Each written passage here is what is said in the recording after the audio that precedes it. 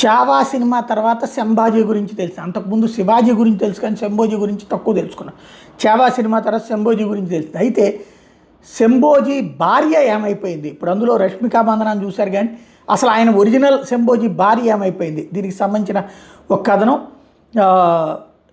శంభోజీ చరిత్రని సంబంధించినటువంటిది మిగతా వివాదాలని పక్కన పెడితే యశోబాయి, కొంతమంది యేసుబాయి అంటున్నారు, యశోబాయి ఆవిడ పేరు, శంభోజీ భార్య, సంభాజీ భార్య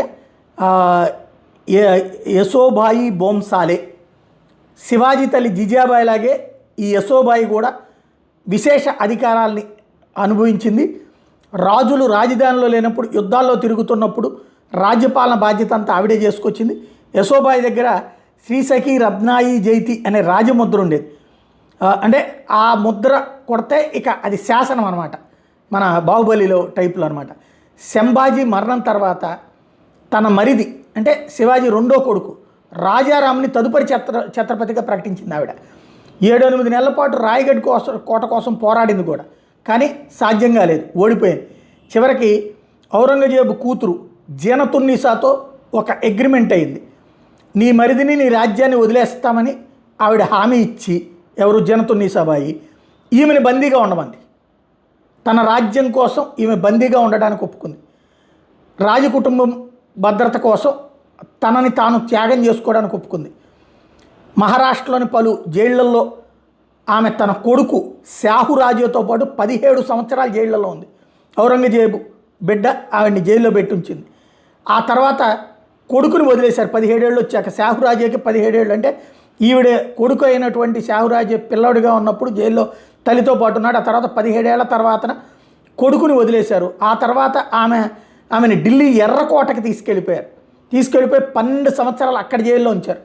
అంటే తన రాజ్యం కోసం మొత్తం 29 సంవత్సరాలు మొఘలుల జైల్లోనే ఉంది. ఈ చరిత్ర ఎవరు చెప్పారు మనకి? పాఠ్యపుస్తకాల్లో చెప్పరు కదా. ఆవిడ అంత త్యాగం చేసింది. ఆ మొఘలుల చెరలో ఆవిడకి మళ్ళీ మతం మార్చేసి పేరు మార్చేశారు. ఆవిడకి పేరు ఏం పెట్టారంటే, వాళ్ళు పెట్టింది యేసుబాయి వలీదా ఏ షాహు అని. యశోబాయి అనే పేరుని యేసుబాయి వలీదా ఏ షాహు అని వాళ్ళు పేరు మార్చారనమాట.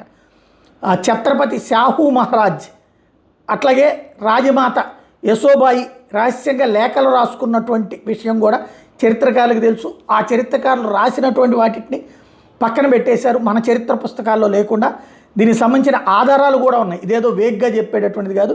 1719లో ఛత్రపతి శాహు మహారాజ్ అంటే ఛత్రపతి సంభాజీ మహారాజ్ మరియు మహారాణి యశోబాయి కొడుకు పీష్వా బాలాజీ విశ్వనాథ్ ఆధ్వర్యంలో మరాఠాలు బలపడినప్పుడు ఆవిడ్ని అప్పుడు విడుదల చేశారు.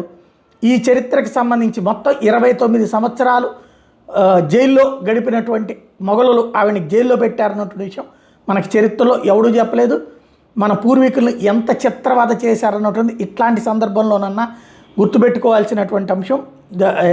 ధర్మ నిరతి కోసం వాళ్ళు చివరికి జిజియా పన్ను, అంటే నువ్వు నీ హిందూ ధర్మం పాటించాలంటే ఇంత పన్ను కట్టాలి అన్నటువంటి దాన్ని ఎలాగ ఫేస్ చేశారు ఆ రోజుల్లో. అయినా కూడా ధర్మాన్ని వీడనటువంటి వాళ్ళ సంగతి ఇక్కడ గుర్తుకు తెచ్చుకోవాలి.